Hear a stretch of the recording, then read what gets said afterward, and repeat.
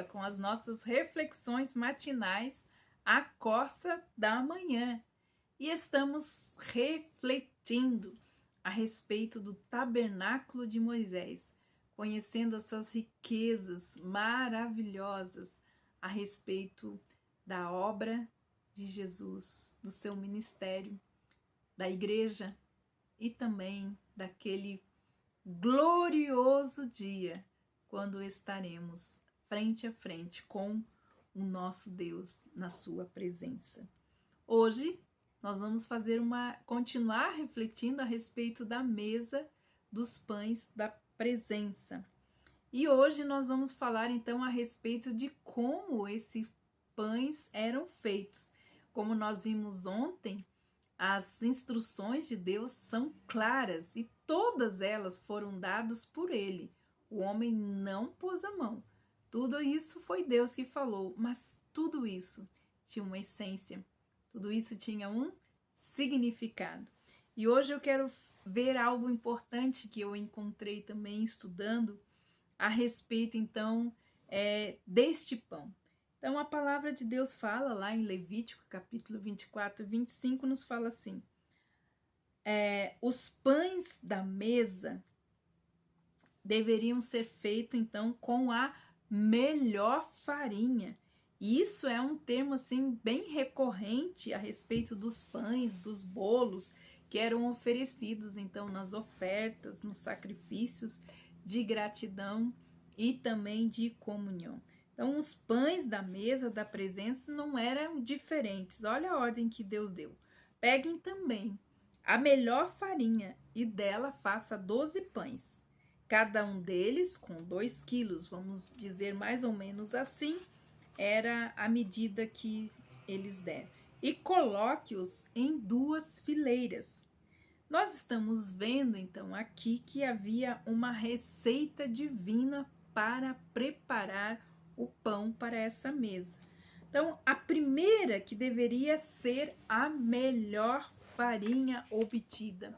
Então, seria a farinha obtida dos grãos inteiros do trigo, para que esse trigo se tornasse, então, adequado para fazer o pão, e os outros alimentos ele deveria ser triturado até virar pó. Assim está escrito, a melhor farinha.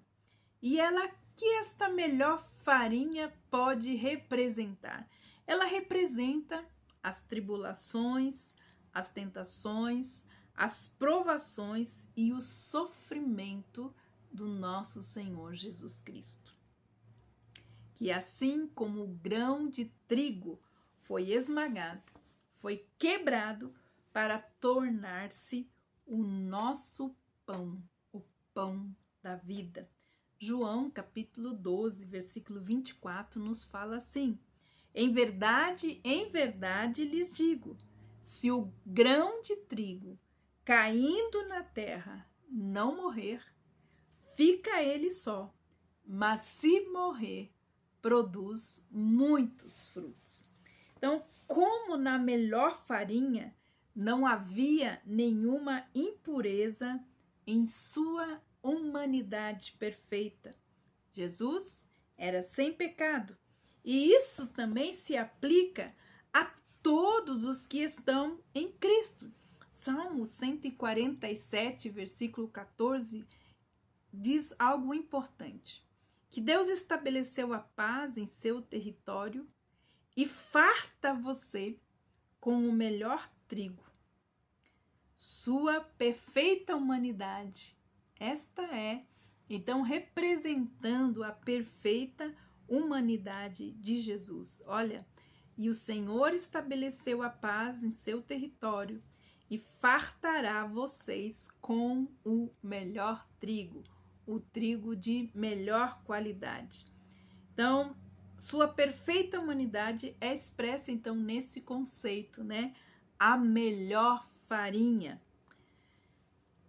O Senhor Jesus Cristo nunca fez nada de errado, nunca pecou, portanto, ele era diferente de todos os homens que já viveram, né, nesta terra. O Senhor Jesus, ele era manso, sem ser fraco. Ele era terno, sem ser frágil. Era firme, sem ser rude. Era amoroso, sem ser sentimental. Era santo, sem ser hipócrita. Era humilde, sem ser inferior. Era perfeito, mas sem nenhuma falha. Entusiasmado, sem ser fanático. Apaixonado, sem ser preconceituoso. Preocupado com as coisas do céu, sem ser alienado. Preocupado, sem ser negligente. Servo, sem ser servil. Seguro de si, sem ser egoísta. Justo, sem ser cruel. Sério, sem ser mal-humorado. Misericordioso, sem ser complacente.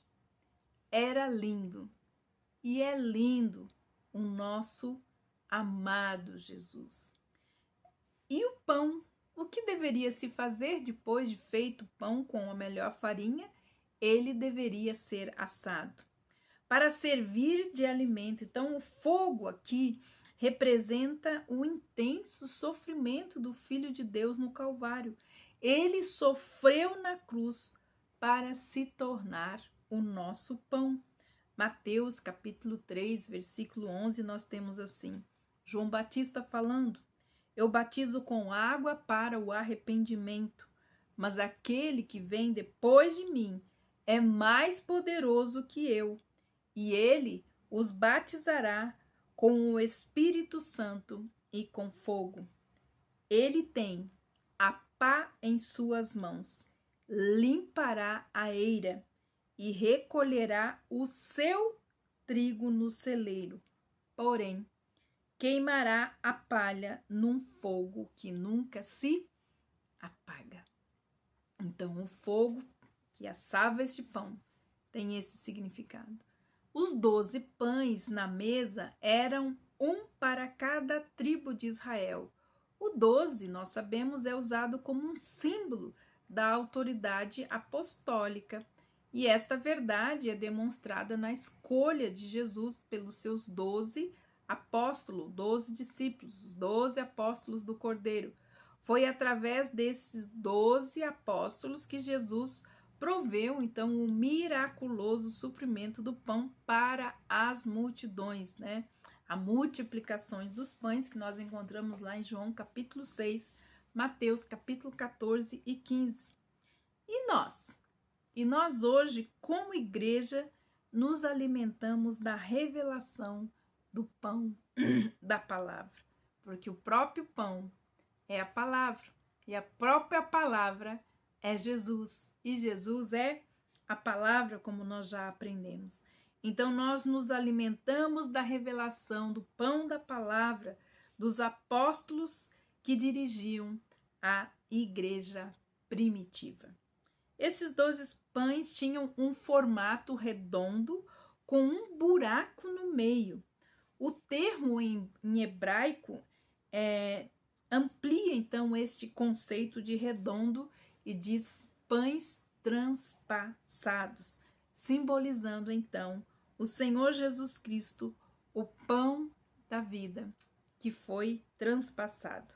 Zacarias 12:10 nos fala a respeito disso e diz assim: e olharão para ele, e olharão para aquele a quem transpassaram. Prantearão por ele, como quem pranteia por um filho único, e chorarão por ele, como se chora amargamente pelo seu primogênito. Então, essas são as coisas preciosas que nós aprendemos hoje nas nossas reflexões matinais, a corça da manhã. Que Deus abençoe você e até amanhã.